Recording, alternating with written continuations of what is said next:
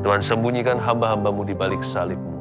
Berkati keluarga terindah, keluarga Saat Teduh. Dalam nama Tuhan Yesus. Haleluya. Amin. Puji Tuhan. Betapa terharu selalu berada di hadirat Tuhan. Karena saya tahu Tuhan kita adalah Allah yang dekat bersama dengan umat-Nya. Saya hari ini mau meminta kepada Tuhan Yesus untuk menumbuhkan iman kita semuanya. Ya, saya bantu. Don't worry. Anda nggak berjalan sendiri, saya bantu perlahan-lahan jalan. Iman kita pasti bertumbuh. Salah satu daripada keluarga Saat Teduh yang kebetulan saya pernah ketemu berkata begini, pokoknya kalau mengikuti Saat Teduh ini, tiap Rabu Sabtu nggak bolong ceritanya, terus-menerus secara tekun, nggak mungkin imannya nggak bertumbuh. Saya terharu loh dengar begitu. Bukan karena ini acara kami, tapi itulah iman jemaat. Mereka tahu bahwa kalau mereka tekun cari Tuhan dan Rabu Sabtu selalu mengikuti, nggak mungkin nggak tumbuh, pasti tumbuh. Tapi memang Tuhan tidak menuntut iman kita langsung sempurna. Bapak Abraham juga melalui banyak kegagalan. Semua itu proses. Pelan boleh, asal pasti. Terus bertumbuh saja. Itu proses semuanya. Yang penting ada progres. Ya, mari kita buka sama-sama firman Tuhan di Kejadian pasal 12. Beri judul Contoh Iman yang Bertumbuh Pelan-Pelan. Sekali lagi, contoh iman yang bertumbuh pelan-pelan. Nah, contoh iman yang bertumbuh pelan-pelan kita belajar dari seorang hamba Tuhan di Perjanjian Lama. Sebelum namanya jadi Abraham, dia disebut Abram. Nah, ini adalah panggilannya. Mari kita lihat ayat ke-1. Saya bacakan dulu. Berfirmanlah Tuhan kepada Abram, pergilah dari negerimu dan dari sanak saudaramu, dan dari rumah bapamu ini ke negeri yang akan kutunjukkan kepadamu.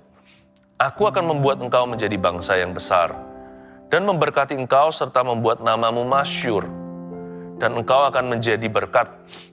Aku akan memberkati orang yang memberkati engkau, dan mengutuk orang-orang yang mengutuk engkau, dan olehmu semua kaum di muka bumi akan mendapat berkat. Abram masa kini katakan, amin. Abraham juga tidak langsung sempurna untuk menjadi bapak iman tidak semalam. Ikut Tuhan itu proses. Ya, yang penting ada progres. Pelan nggak apa-apa, tapi harus pasti bertumbuh. Nah, yang pertama-tama Tuhan firman gini sama Abram. Berfirmanlah Tuhan kepada Abram, pergilah dari negerimu. Proses itu dimulai dengan sebuah panggilan. Dan harus ada hati yang meresponi, karena Tuhan tidak pernah memaksa, karena Roh Kudus tidak pernah menyurupi. Kesurupan itu milik setan. Roh Kudus itu menawarkan. Yesus itu mengetuk pintu, dia berkata, maukah kamu berjalan dengan aku? Tuhan bisa mendesak kita, tapi Tuhan gak pernah memaksa. Dia berkata, pergilah dari negerimu Abraham. Ini tantangan iman, Abraham sudah zona nyaman. Pergilah dari negerimu, gak hanya itu, dan dari sanak saudaramu juga loh. Dari kerabat dia juga harus meninggalkan waktu itu. Karena Abraham dipanggil saat itu dipanggil ke luar negeri ya. Dia berasal dari Mesopotamia atau daerah Irak sana. Pergilah dari negerimu dan dari sanak saudaramu dan dari rumah bapamu ini ke negeri yang akan kutunjukkan kepadamu. Kita semua tahu itulah tanah perjanjian atau Kanaan.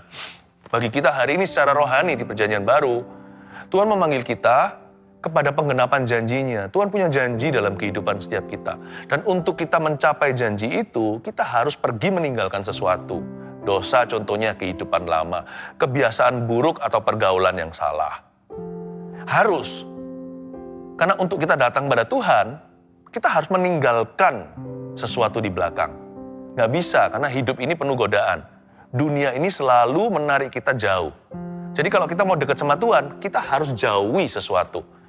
Dan kita harus jauhi dunia. Bukan berarti kita jadi orang aneh ya, kesana sini jadi orang yang, ini orang seperti orang dari planet mana. Enggak. Itu aneh.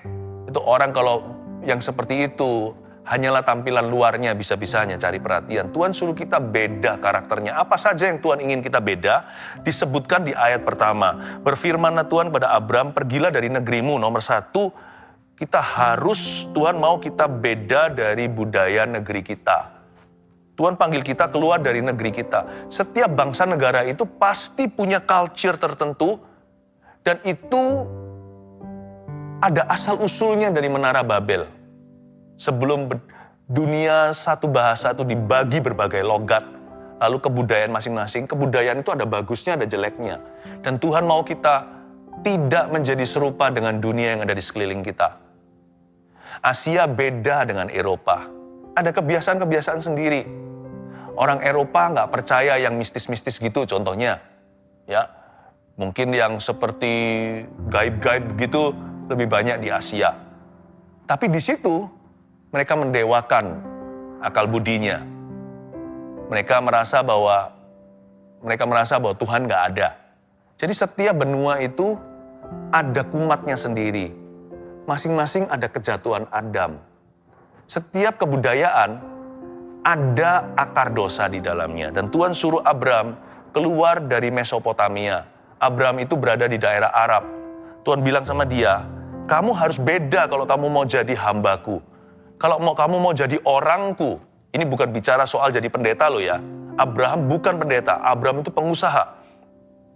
Kalau kamu mau jadi milikku, sebelum ada sunat daging, sebelum ada hukum sunat diberikan, Tuhan berkata sama Abraham, maka namanya pun masih Abram. Kalau kamu mau jadi punyaku, kamu harus beda dari kebudayaan negerimu. Karena Abram berasal dari budaya penyembah berhala. Dia harus beda. Yang kedua, dari sanak saudaramu. Dia harus beda dari budaya sukunya. Setiap suku itu, setiap tribe, ya, setiap clan istilahnya, itu masing-masing pasti ada biaknya. Bibit, bobot, bebet, begitulah bahasa lainnya. Pasti ada. Bahkan sesama bangsa pun, dari suku mana, itu pasti ada sesuatu yang Tuhan tidak berkenan di dalamnya. Ya. Entah yang itu, suku itu orangnya curang-curang kalau berdagang. Suku yang lain itu penuh dengan tahayul pikirannya, superstisi maksud saya. Ada suku tertentu yang arogan, ada yang violent, yang penuh dengan kekerasan, atau yang menghalalkan menikah berkali-kali. Apapun juga, bibit bobot bebet kita, kalau kita mau menjadi milik Tuhan, kita harus beda dari kebudayaan suku kita. Biaknya, saya tidak tahu apakah Anda mengerti, kalau saya sih bahasa yang saya pahami begitu. Biaknya harus beda. Lalu kemudian, bukan hanya itu, lebih intim lagi, dari rumah bapakmu. Wow, bukan hanya dari negeri dan sanak saudara, tapi bahkan dari budaya rumahnya. Ini sudah kebiasaan sehari-hari. Orang bisa sama sukunya. Rumah per rumah itu masing-masing ada kebiasaannya. Di rumah ini kebiasaannya begini kalau makan. Kalau bangun tidur. Yang sini rumah itu sukanya siang-siang bangun. Yang ini morning person semua. Ya. Kadang-kadang bukan mau soal benar atau salah. Tapi ada hal-hal tertentu yang Tuhan mau ajarkan, dan hal-hal tertentu yang Tuhan mau ajarkan dalam hidup kita yang akan mendatangkan berkat luar biasa itu seringkali akan melawan arus kebiasaan kita di rumah. Ya. Dan Tuhan berkata begini sama Abram, imanmu harus bertumbuh, mulai hari ini aku akan menuntunmu, don't worry. Tapi sebelum aku menuntunmu lebih jauh, ini yang hendak kulakukan.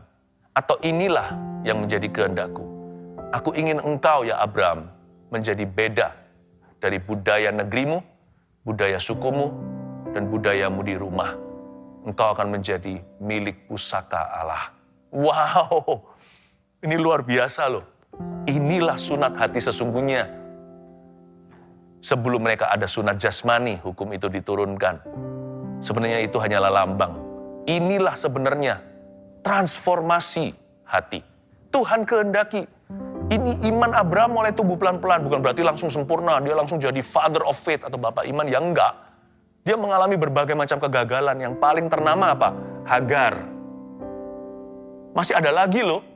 Abraham berapa kali kepergok sedang berbohong, berdusta. Enggak tanggung-tanggung. Yang dia tipu adalah raja. Gara-gara istrinya. Ternyata masih banyak sekali hal yang Tuhan harus proses dalam hidupnya. Tapi sejak hari itu ayat ke-1, Abram menjadi milik Tuhan. Nah, hari ini saya ulurkan panggilan yang sama kepada Anda. Maukah Anda menjadi milik pusakanya? Ayo, coba dicek. Masing-masing kita nanti Roh Kudus akan tuntun sendiri. Apa ya kebiasaanku di rumah yang kurang klop gitu sama Tuhan Yesus, atau kurang srek di hati Allah? Apa ya budaya sukuku? Sehingga nanti aku menjadi terang dan garam, aku menjadi beda sendiri. Bukan jadi orang aneh, tapi menjadi kekaguman Allah di tengah-tengah suku Anda.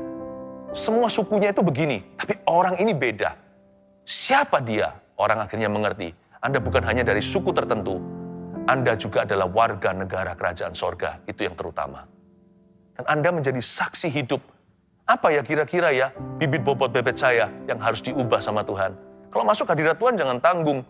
Jangan hanya masuk bawa teori. Karena Allah kita bukan agama. Allah kita itu hubungan, dia itu seorang pribadi. Karena itu kalau masuk hadirat Allah, expect changes, real tangible changes. Mari kita ekspektasi, harapkan perubahan-perubahan yang nyata. Allah sanggup? Sanggup. Tuhan sanggup mampu mengubahkan bibit bebet bobot seseorang. Ya. Karena Allah kita adalah Allah perjanjian. Dia berjanji akan bekerja dalam kehidupan kita asal hati kita terbuka. Ayat 2, aku akan. Saya suka sebelum dibaca lebih lanjut. Aku akan. Inilah Allah perjanjian. I will. Aku akan membuat engkau menjadi bangsa yang besar dan memberkati engkau, serta membuat namamu masyhur, dan engkau akan menjadi berkat. Tuhan gak berkata, aku akan memberkatimu. Tuhan bilang sama Abram, aku akan menjadikanmu berkat. Itu levelnya beda. Itu liganya gak sama. Ini satunya liga minor, aku memberkati. Ini liga yang utama. Ini lakon cerita. Engkau akan jadi berkat. Beda loh ya. Tuhan itu begitu serius dengan kita, kalau kita mau serius dengan dia. Dia berkata, aku akan membuat engkau menjadi besar. Kata aku akan di sana, I will. Itu menunjukkan bahwa Allah kita adalah Allah perjanjian. Allah perjanjian itu apa ya? Kalau mengumbar janji, banyak orang bisa. Janji sana, janji sini, lalu nggak ditepati. Apa bedanya kalau gitu, kalau Allah punya ribuan janji, ratusan ribuan di Alkitab?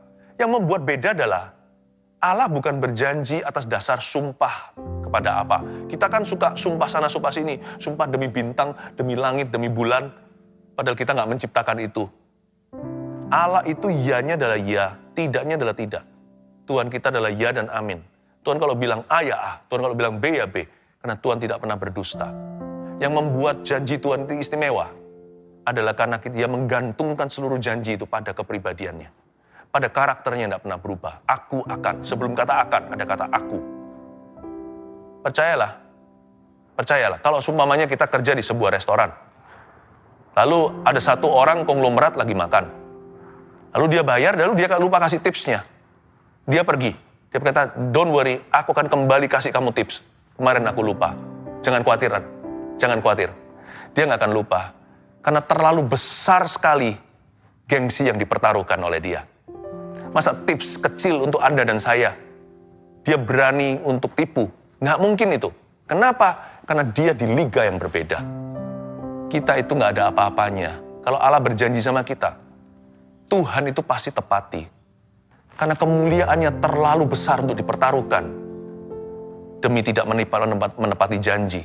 So don't worry, God is not on your level. Tuhan tidak ada di levelmu, Tuhan ada di levelku. Kalau Allah berjanji, aku itu tidak akan berubah. Aku itu tidak akan berdusta. Dia adalah Allah perjanjian. Perjanjian dengan Allah itu lebih erat daripada pernikahan. Menurut saya. Menurut Alkitab sih. Namanya covenant atau perjanjian antara manusia yang paling intim dekat. Bahkan melebihi orang tua dan anak. Itu apa? Suami dan istri. Karena orang tua anak, kasih ibu sekalian, tetap bagaimanapun juga orang tua dan anak adalah dua. Tetapi ketika suami dan istri dinikahkan, mereka menjadi satu daging di hadapan Allah. Jadi tidak ada yang lebih intim. Makanya itu di Efesus dikatakan gini, Paulus ngomong begini. Yang kumaksudkan adalah rahasia ini, yang kumaksudkan adalah hubungan Kristus dengan jemaat. Mau tahu nggak? Perjanjian apa yang lebih intim lagi dari suami istri? Bahkan suami istri tidak bisa bertahan tanpa seseorang di tengah-tengah mereka. Yang menikahkan mereka, yang mempersatukan mereka sehingga dunia tidak bisa menceraikan. Apa yang dipersatukan Allah tidak boleh diceraikan manusia. Mau tahu apa? Satu perjanjian yang lebih intim daripada suami istri, yaitu perjanjian Tuhan dalam kehidupan kita. Di 1 Korintus dikatakan gini dalam tulisan Paulus, barang siapa mempersatukan dirinya dengan Allah menjadi satu roh dengan dia. Suami istri hanya satu daging. Makanya itu kadang-kadang kalau suami lagi marah sama istri, datangnya ke siapa? Atau istri lagi ngambek sama suami, datangnya ke siapa untuk bereskan? Ke Tuhan Yesus kan? Berarti lebih intim daripada suaminya adalah Tuhannya. Lebih intim daripada istrinya dalam kehidupan sang laki-laki itu adalah Tuhan Yesus. Luar biasa. Tali 3 lembar, siapa bisa buat putus? Yesuslah yang membuat perbedaan dalam pernikahan seseorang. Dan itulah yang dimaksud aku akan Allah perjanjian. Ketika Allah membuat perjanjian dengan Abraham, dia berkata, this is even more intimate than your relationship to Sarah. Ini lebih intimate, lebih dekat, lebih intim, lebih mengikat, lebih pasti, lebih kekal, dan lebih tidak dapat digoyahkan. Karena Allah kalau berjanji dalam kehidupan seseorang, pasti dia tepati. Aku akan. Titik beratnya bukan di akan, itu perbuatan. Gampang bagi Tuhan. Titik beratnya di aku. I am who I am. Aku adalah aku. Aku tidak akan berubah. Aku tidak pernah berdusta.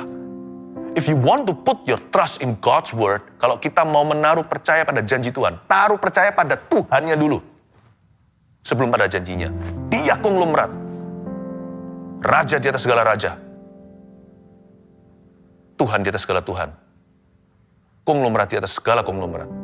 Kita ini hanya tips doang dalam hidup ini. Percayalah saya. Nothing. Berkat terbesar itu justru adalah mengenal dia semata-mata. Bukan apa yang kita bisa peroleh dari hubungan kita dengan dia. Aku akan taruh imanmu. Kalau mau iman kita bertumbuh. Pelan-pelan gak apa-apa. Tapi pasti. Imanmu harus pada Tuhannya dulu. Lalu pada janji-janjinya. Kenapa saya tidak meragukan janji Tuhan? Karena pertama-tama saya tidak meragukan Tuhannya. God, you are not on my level. Tuhan tidak berada di levelku. Makanya itu kita harus tahu diri kalau kita kecewa sama Tuhan. Kalau kita itu marah sama Tuhan, beberapa orang kan begitu. Kok nggak dijawab doanya? Kadang-kadang kita lupa ngaca. Kaca rohani maksudnya cermin ilahi. Kita lupa diri. Kita lupa kita siapa. Kita bukan lawan katanya Tuhan, kita bukan lawan bicaranya. Di level budak aja terlalu bagus, kita ini tawanan. Kita ini tahanan, kita ini orang berdosa. Makanya kalau Tuhan mengikat perjanjian dengan Abraham, makanya dia tersungkur ke tanah. Makanya dia sujud menyembah Bapak iman kita loh. Dia berkata, aku ini siapa? Raja Daud juga bilang begitu. Who am I? Siapakah aku? Itu bukan amnesia, bukan berarti dia lupa diri. Dia tahu siapa Tuhannya, bukan dia lupa dirinya. Dan dia mengaca dan dia tahu, aku bukan siapa-siapa. Who am I and who is my family? Who am I and who are my family? Siapakah aku dan siapakah keluargaku? Sehingga engkau berjanji demikian rupa. Bahkan orang-orang yang belum ada satupun di dalam hidupku, engkau sudah menjanjikan kepada kami. Wow, kalau kita bisa begitu cara lihatnya, beriman gak susah. Karena bagi beberapa orang itu iman adalah perasaan. Iman perlu dipompa-pompa. Ayo, aku perlu nambah iman. Seperti bahasa Chinese, cayo. Atau tambah minyak. Atau tambah bensinnya, tambah solar. Enggak begitu. Waktu mata kita tertuju pada akunya, akannya mudah. Aku percaya. Masa Tuhan tipu cacing seperti aku? Masa Tuhan perhitungan sama saya? Lord, siapakah aku ini Tuhan jadi biji matamu? Iman pun jadi gampang. Saya kasih contoh ya gimana iman Abraham bertumbuh. Dari seseorang yang jatuh bangun gagal berkali-kali. Sampai jadi bapak iman legendaris bagi keturunannya. Itu semua proses, tapi yang penting progres. Ternyata matanya tertuju pada Allah perjanjian. Is covenantal God. Saya harap Anda bisa melihat ini. Hari ini dalam sharing saya nggak memberikan poin 1, 2, 3 seperti biasanya ya. Nanti berapa kali, mungkin kadang-kadang saya nggak memberikan. Supaya Anda bisa catat sendiri rema yang beda-beda setiap individu akan terima. Ayat 3. Aku akan memberkati orang-orang yang memberkati engkau. Nah, ini Abraham mulai menerima covenant perjanjian itu. Tuhan bilang gini, aku akan memberkati orang-orang yang memberkati engkau dan keturunanmu, dan mengutuk orang-orang yang mengutuk engkau. Dan olehmu, semua kaum di muka bumi akan mendapat berkat. Janji Tuhan kepada Abraham itu ternyata bukan hanya mengikat, tapi turun-temurun, dahsyat. Saya kasih sedikit FYI for your information, sedikit pengetahuan tambahan. Di dalam sejarah dunia sebenarnya, keturunan Abraham secara fisik, yaitu orang-orang Yahudi, itu banyak sekali menjadi picuan jatuh bangunnya sebuah kerajaan di sepanjang sejarah dunia ini. Contohnya, Yunani pernah menajiskan mezbah orang Yahudi, lalu dia langsung tak lama kemudian jatuh di tangan Kaisar Romawi. Kaisar Titus menganiaya keturunan Abraham, orang-orang Yahudi, oleh karena itu jatuh. Akhirnya kerajaannya tak lama setelah itu hampir semua orang tidak bisa percaya. Roma yang ahli strategi perang jatuh ke tangan barbar atau Viking yang tidak mengerti, yang hanya brutal. Demikian pula Spanyol, Polandia, Jerman yang paling ternama, kita semua tahu Hitler bukan? Bagaimana dia bully orang Yahudi. You know what happened to him? Tiba-tiba semua negara ini menjadi lumpuh total. Inggris pernah sangat baik terhadap keturunan Abraham, lalu kemudian kehilangan dominasi dunia sejak mereka tidak setia pada perjanjian mereka terhadap Israel. Amerika pernah diangkat karena mereka memberikan suaka perlindungan kepada orang-orang Yahudi yang diburu, memberi mereka citizenship bahkan waktu itu. Lihat, jatuh bangun kerajaan, ayat 3 ini ternyata berlaku. Aku akan memberkati orang-orang yang memberkati engkau. Aku akan mengutuki orang yang mengutuki engkau. Coba saya artikan dalam bahasa perjanjian baru. Jikalau kita itu beriman pada Tuhan, dan sebagai umat pilihan Allah kita berjalan dengan Allahnya, percaya nggak bagaimana orang memperlakukan Anda dan saya, Israel rohani hari ini, akan menentukan jatuh bangunnya mereka. Karena itu, Anda sendiri jangan jatuh. Anda sendiri jangan kecewa, jangan marah, jangan berdosa, jangan meninggalkan Tuhan. Yang penting berkenan, jalan aja. Nanti lihat ya, jatuh bangun kerajaan di sekelilingmu, itu dikarenakan kau. Bukan secara langsung, Tuhan akan berurusan dengan mereka. Makanya itu kalau Tuhan berkata kepada kita, kalau ada yang tampar pipi kanan, kasih pipi kiri, kasih. Sama Tuhan jangan perhitungan. Tuhan memberikan anaknya loh. Allah Bapa memberikan putranya yang tunggal, masa kita kasih pipi kiri aja nggak terima. Masa kita kasih pipi kiri aja diungkit-ungkit lagi. Udahlah, tangan kanan memberi, tangan kiri jangan tahu. Jangan perhitungan sama Tuhan Yesus. Yang penting berkenan. Pokoknya Tuhan bilang apa sama Abraham, ngikut aja. Kalau firman Tuhan hari ini berbicara, jangan keraskan hatimu seperti di Masa dan Meriba. Langsung aja jadi pelaku. Jangan jadi pendengar saja. Taat saja. Pokoknya just trust and obey. Seperti Abraham bapak kita. Just trust and obey. Udah jangan berkata gini loh, oke nanti gini. Kalau taat sama Tuhan tuh gak usah planning. Langsung saja. Immediately. Abraham langsung pergi meninggalkan negeri sanak saudara dan rumah bapaknya. Ya. Nah, ayat 4. Lalu pergilah Abraham. Seperti yang difirmankan Tuhan kepadanya. Bagus kan? Dan Lot pun ikut bersama-sama dengan dia. Abraham berumur 75 tahun ketika ia berangkat dari Haran. Abraham membawa Sarai, istrinya, dan Lot, anak saudaranya, dan segala harta benda yang didapat mereka, dan orang-orang yang diperoleh mereka di Haran. Mereka berangkat ke tanah Kanaan, lalu sampai di situ. Abraham berjalan melalui negeri itu sampai ke suatu tempat dekat Sikem, yakni pohon terbantin di More. Waktu itu orang Kanaan diam di negeri itu. Ketika itu Tuhan menampakkan diri kepada Abraham dan berfirman, Aku akan memberikan negeri ini kepada keturunanmu. Maka didirikannya lah di situ mezbah bagi Tuhan yang telah menampakkan diri kepadanya. Kemudian ia pindah dari situ ke pegunungan sebelah timur Betel. Ia memasang kemahnya dengan Betel di sebelah barat dan Ai di sebelah timur. Lalu ia mendirikan di situ mezbah bagi Tuhan dan memanggil nama Tuhan. Sesudah itu Abraham berangkat dan makin jauh ia berjalan ke tanah Negeb. Kembali ke ayat 4, coba saya jelaskan. Di sini Abram ada celah.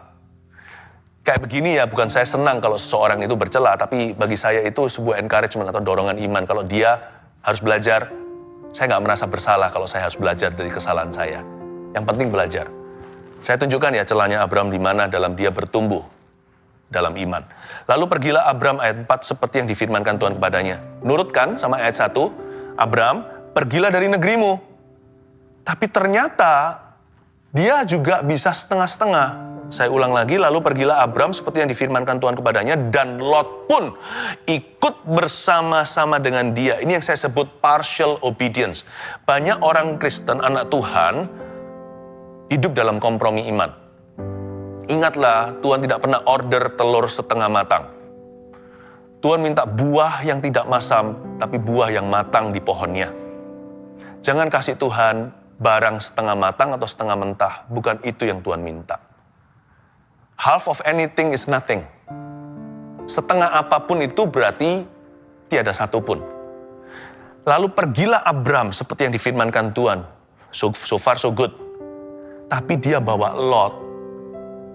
Kenapa dia bawa Lot? Ini masalah nanti kemudian hari. Lot itu saya kasih bocoran. Dialah yang akan nanti menurunkan Bani Moab dan Amon yang jadi musuh bebuyutan keturunan Abraham. Lot ini ceritanya panjang, Sodom Gomorrah segala. Ini menjadi biang kerok masalah. Why? Abram waktu itu kompromi iman. Ya sudahlah, anggaplah dia belum dewasa kayak kita. Tapi ketidakdewasaannya dicatat supaya kita cepat dewasa, supaya kita tidak mengulangi kesalahan orang lain. Orang pintar itu bukan yang IQ-nya tinggi. Orang pandai adalah orang yang bisa belajar dari salah orang lain sehingga dia sendiri nggak perlu melaluinya. Kenapa kita harus ke neraka dulu untuk kita bisa mencapai sorga? Kenapa nggak langsung percaya dan menerima kerajaan sorga itu? Abram obey partially. Dia mentaati Tuhan tapi setengah-setengah. Dia bawa Lot. Padahal di ayat 1 kembali referensi. Pergilah dari negerimu, lalu dari apa yang saya sebut tadi? Dari sanak saudaramu. Loh, Lot ini kan sanak saudaranya. Lot ini kan nephew atau keponakannya. Anak daripada saudaranya yang meninggal dunia. Bukankah dia kerabat? Bukankah ini yang disebut sanak saudara? Jangan bawa. Nanti ada waktunya memberkati mereka. Tapi sekarang Tuhan masih mau membangun sesuatu dengan Abram. Jangan bawa terlalu banyak barang. Travel light with Jesus. Penting sekali kalau kita itu traveling sama Tuhan dalam hidup ini. Jangan bawa banyak koper. Baju sehelai cukup, sandal yang ada di kakimu itu gak akan pernah rusak 40 tahun di padang gurun nanti. Tuhan akan sediakan mana, gak usah perbekalan keterlaluan. Tidak perlu kita menjadi orang yang mengumpulkan berlebihan. Dia bawa Lot lagi. Ngapain sih? Padahal Tuhan kan sudah bilang sama dia, pergilah dari sanak saudaramu. Ini bukan ngajari kita untuk meninggalkan rumah loh ya. Tolong diartikan secara rohani. Kalau Tuhan bilang cabut, kasih C huruf besar di garis bawahi. Supaya nggak lupa dikasih italic fontnya. Dikasih bold sekalian. Ditebelin. Kalau cabut, jangan cabutnya itu cabut tapi. Nggak ada tapi. Aduh ya ampun. Kompromi berakhir cukup runyam bagi keluarga Abram. Andai kata Abram bisa rewind nih. Kalau dia sudah baca Alkitab tentang orang lain, nggak seperti kita. Seperti kita sudah diperingatkan. Kalau Abram kan nggak punya. Kalau dia tahu cerita seperti ini, dia punya patron, pasti dia nggak bawa Lot. Kalau Anda tahu kompromi akan merugikan Anda nanti tahun-tahun ke depan, lebih baik Anda jangan kompromi sekarang. Lihat ayat 6 ya. Oh, ayat 4 sekali lagi. Lalu pergilah Abram, seperti yang difirmankan Tuhan kepadanya, dan Lot pun ikut bersama dengan dia. Abram berumur berapa? 75 tahun ketika ia berangkat dari Haran. Ini kabar baiknya. Tadi saya kasih tahu awas-awasnya, sekarang kabar baiknya gini. Abram waktu nurut sama Tuhan berangkat dari Haran, dia umur 75. Haleluya. Tuhan mau beri pesan apa pada kita hari ini? Bahwa it's never too late to obey God today. Never too old. Kita tidak pernah terlalu tua, bangka, terlalu telat atau terlambat untuk taat pada Tuhan. Abram loh, terima panggilan tuh umur 75, kakek-kakek sudah. Dia dapat anak pertama. Bukan anak pertama Ismail, dia waktu umur 80 sekian. Dia dapat anak perjanjian, yaitu Ishak, waktu umur 100. Ya, 25 tahun kemudian. Jadi dia menerima panggilan itu umur 75. Kalau di sini ada keluarga Saat Teduh yang udah umur 75 ke atas, nanti beritahu di komentar ya, saya umur segini ya. God bless you, Tuhan memberkati. Saya senang ada Anda di dalam keluarga Saat Teduh. Ada orang-orang yang usianya udah di atas 75, tidak pernah tua di mata Allah. Sekarang waktunya taat, belum terlambat. Ayat 6, Abram berjalan melalui negeri itu sampai ke suatu tempat dekat Sikem, yakni pohon terbantin di More. Waktu itu orang Kanaan diam di negeri itu. Orang Kanaan masih diam di sana. Cukup lama sih, dari waktu Abram sekarang ini, sampai orang Kanaan sungguh-sungguh akhirnya melepaskan tanahnya. Sehingga keturunan Abram yang memiliki itu 400 tahun kemudian. Ya, selalu ada waktu untuk penggenapan janji, makanya harus tekun. Tekun dalam iman dulu. Nah, Abram waktu itu diberitahu sama Tuhan, kamu akan punya Kanaan, keturunanmu kuberikan tanah perjanjian. Nah, pertanyaannya kalau kita jadi Abram, nah saya mulai dari mana? Kan ini ceritanya saya pindah dari Mesopotamia, jalannya jauh nih. Jalan berbulan-bulan, lalu sampai di situ. Nah, pertanyaannya, kalau saya masuk ke tanah Kanaan, saya harus berkemah di mana? Tuhan bilang dari ujung sini sampai ujung sana, dari sungai ini sampai lautan itu, semua milik keturunanmu. Tapi kan, sekalipun seluruh area ini akan menjadi milik kami, pertanyaan pertama yang paling sederhana adalah, di mana dulu saya menempatkan kaki? Kan harus pasang tenda kan?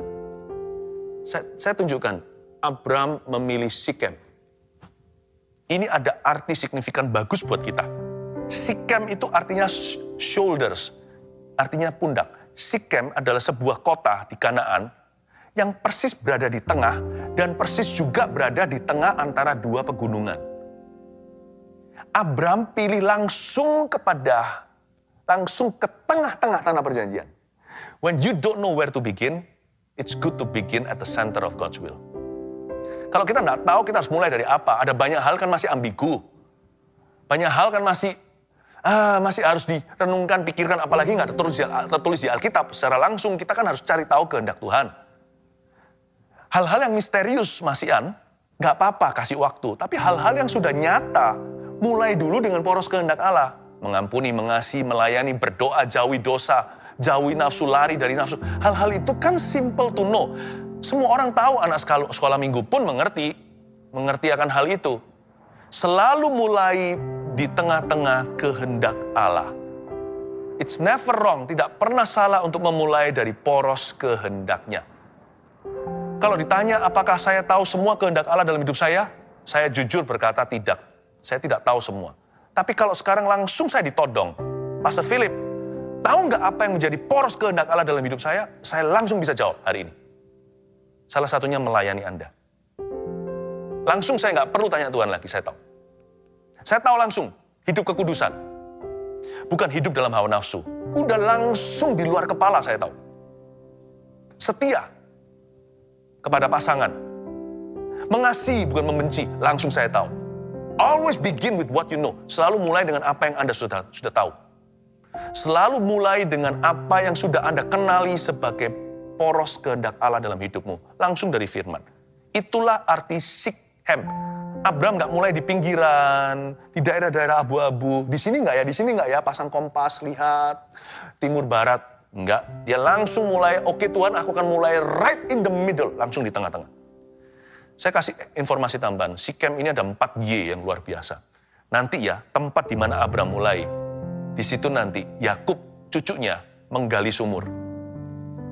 Lalu Yusuf, cicitnya, kemudian Hari, ketika keluar dari Mesir, setelah jadi petinggi, nanti orang bangsa Israel dipimpin Musa keluar, tulangnya Yusuf sudah dinubuatkan oleh Yusuf sendiri, nanti kalau suatu hari bawa tulangku keluar ya, itu di mana, dikubur di mana? Di Sikem. Lalu Yosua, Anda tahu kan, yang masuk ke tanah Kanaan itu, jenderal perang, disitulah dia memperbarui janji dengan kalimat yang sangat terkenal. As for me and my house, we will serve the Lord. Aku dan seisi rumah tanggaku, kami akan melayani Tuhan. Lalu, terutama Yesus. Di situ, di Sikem lah, di daerah Samaria itu ketemu dengan seorang wanita Samaria di dekat sumur Yakub. Tempat di mana Anda mulai taat, tempat itu profetik Anda akan wariskan kepada keturunan-keturunanmu. Sebab Allah yang kita sembah, Allah perjanjian. Iman itu bisa tumbuh pelan-pelan, tapi sekali jadi, oh my, iman itu bisa diwariskan. Terakhir ya, Ayat yang ke-9, sesudah itu Abram berangkat dan makin jauh ia berjalan ke tanah Negeb. Sampai sana nanti lain kali saya lanjutkan di ayat 10 berikutnya nanti kemudian. Dan makin jauh ia berjalan ke tanah Negeb. Kalau Anda dan saya mau bertumbuh dalam iman, jalan lebih jauh sama Tuhan. Seperti Abram, masuk lebih dalam. Walk further, makin jauh ia berjalan ke tanah Negeb, makin bertumbuhlah imannya. Jalan sama Tuhan, jangan setengah-setengah. Jalan serta Yesus. Jalan dengan Yesus, jalan sertanya setiap hari. Jalan dalam suka, jalan dalam duka, jalan sertanya setiap saat. Haleluya.